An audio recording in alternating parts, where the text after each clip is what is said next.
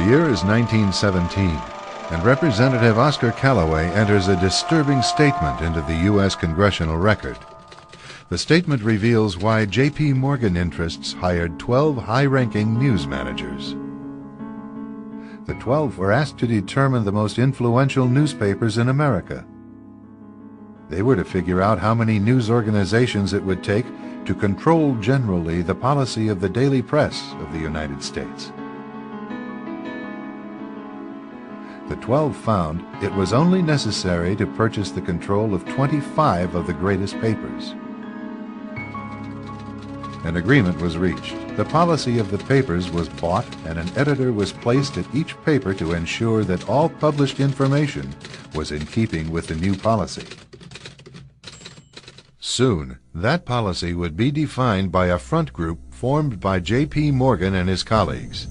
In fact, Morgan's personal attorney was founding president of the organization, the Council on Foreign Relations.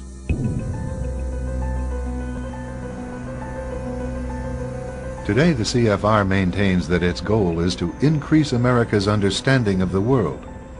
However, the actual objective of this highly exclusive club is revealed by the rare admissions of the insiders themselves.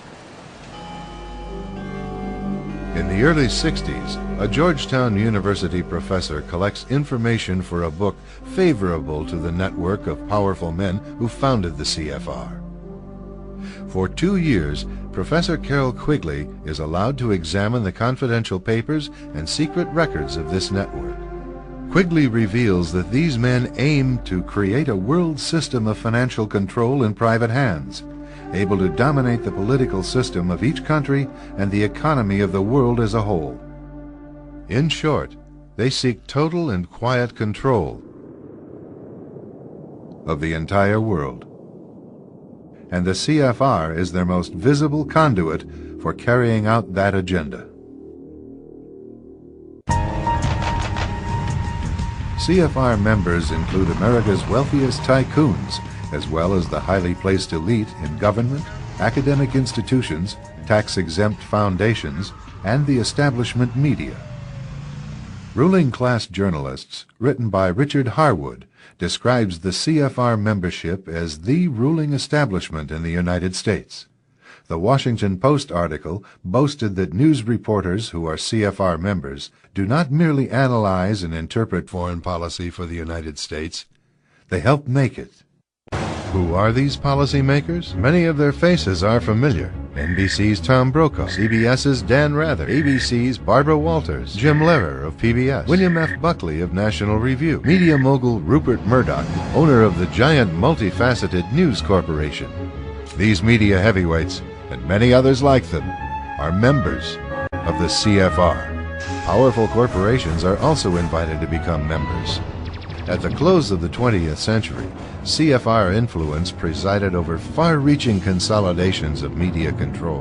In 1995, CFR members Michael Eisner of Disney and ABC's Thomas Murphy merged their media empires. Soon after the merger, the Disney-ABC empire becomes a CFR corporate member. In the year 2000, the world's largest internet service provider, America Online, joins forces with Time Warner, one of the world's largest news organizations. The CEOs favoring the move are CNN's Thomas Johnson and Time Warner's Gerald Levin, both CFR members.